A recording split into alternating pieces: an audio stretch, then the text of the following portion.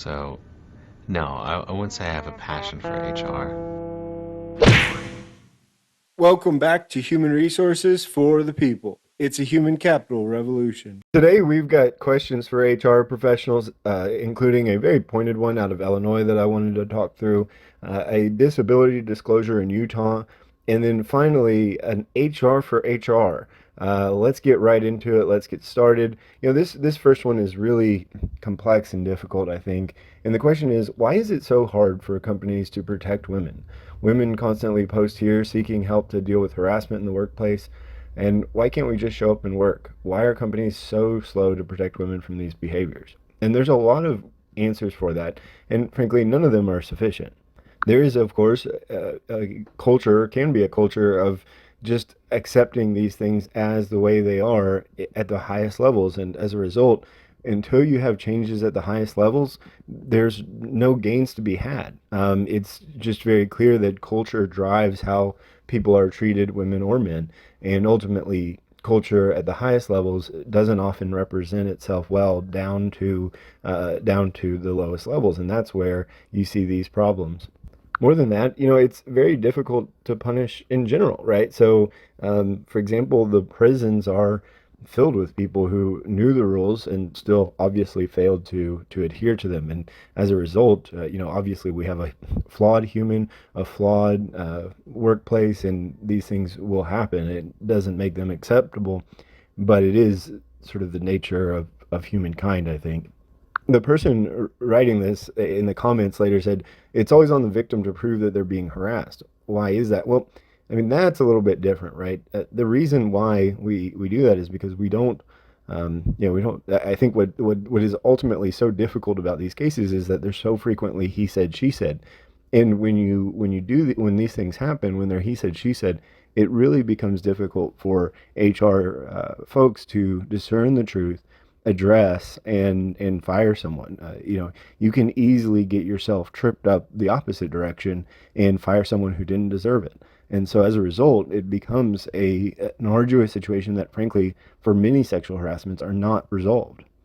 The next one is less serious, but it's still important for people to know. It's frequently a question that I get, and I don't, I want people to understand what these mean. So it's out of Utah.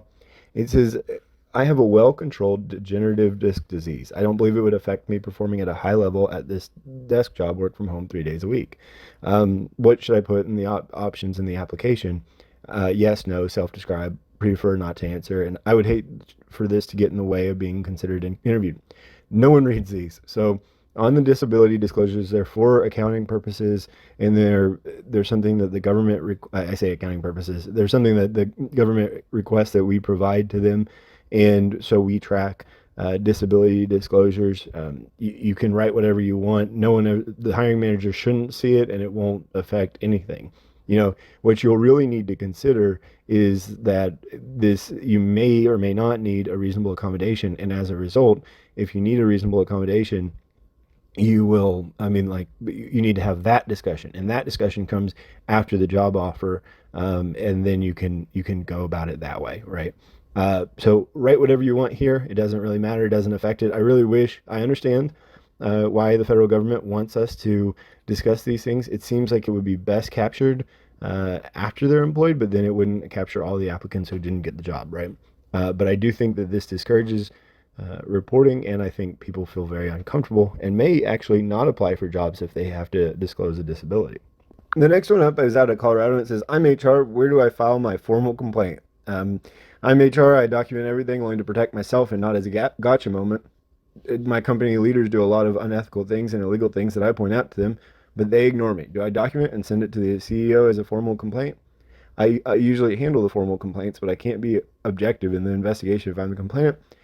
Okay, so I first off, I'm just assuming that this person has no other HR people up the chain. So most people don't know this, but bigger corporations at least have HR for HR, right? So they have HR employees who only take care of HR employees, and that is a very common thing for big corporations, and frankly, a lot of time, what's funny, this is, I guess, a little bit of inside baseball, but a lot of HR people don't know that they have an HR person for HR. They usually think that it just goes up their chain or something like that. But in fact they do, which I think is a little interesting. Uh, but anyway, and because that's really poor communication on HR's part, of course.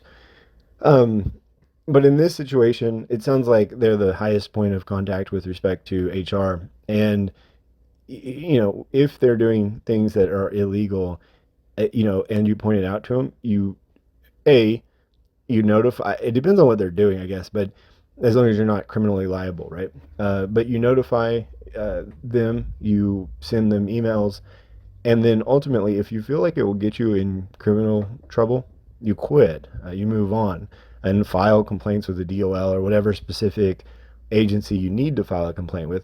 But ultimately, you're kind of stuck. I mean, HR is only to protect the company, and when the upper echelons of the company isn't interested in protecting them, it is what it is.